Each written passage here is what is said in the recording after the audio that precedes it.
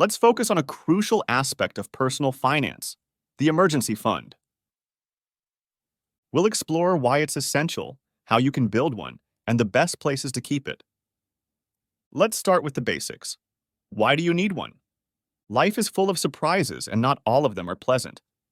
Unexpected medical bills, sudden job loss, or urgent car repairs can strike anyone, at any time. An emergency fund acts like a financial buffer that keeps you afloat during these tough times without resorting to high-interest loans or credit cards. Imagine this. You suddenly face a big, unexpected expense, like a medical bill or car repair. Without an emergency fund, you might have to dip into your savings, borrow money, or even face late fees and mounting debt. The reality is that many people face unexpected bills, like a broken appliance, a canceled flight, or even routine car maintenance. These expenses can disrupt your budget and cause stress. An emergency fund can be your buffer in such situations. Having this fund isn't just about covering expenses, it's about peace of mind. Knowing you have a safety net can significantly reduce stress and provide a sense of security. It's the foundation of your financial health. An emergency fund isn't just for emergencies. It can empower you to make bold choices, like pursuing further education, starting a business, or simply taking a well-deserved break without financial worries. So, how much should be in your emergency fund? A general rule of thumb is to have enough to cover at least 3 to 6 months of expenses. However, this can vary.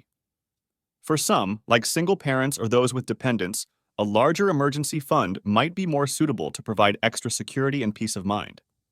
It's important to consider your individual circumstances. If you have a stable job and low monthly expenses, a smaller fund might be adequate. But if you have less job security or higher financial obligations, a bigger cushion is recommended. To calculate your target, add up your essential monthly expenses. This includes rent or mortgage payments, food, utilities, insurance, and any ongoing debts.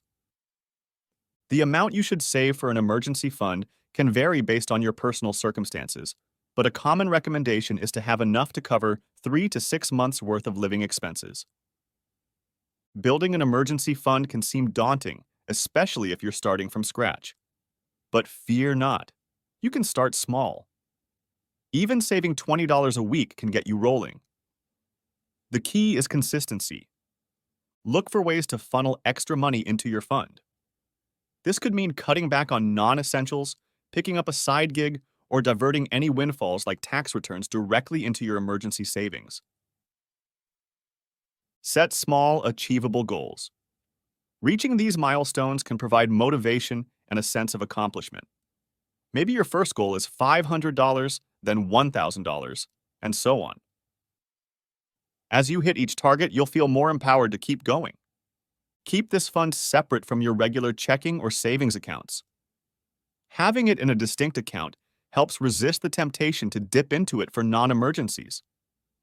Once your emergency fund is set up, it's important to maintain it. If you dip into it, make replenishing it a priority. As your life circumstances change, like getting a higher-paying job or having a child, reassess the size of it to ensure it still covers your needs. It is vital that as your expenses shift or inflation affects the cost of living, that you adjust your fund accordingly. This ensures that your emergency fund remains relevant and sufficient for your current situation.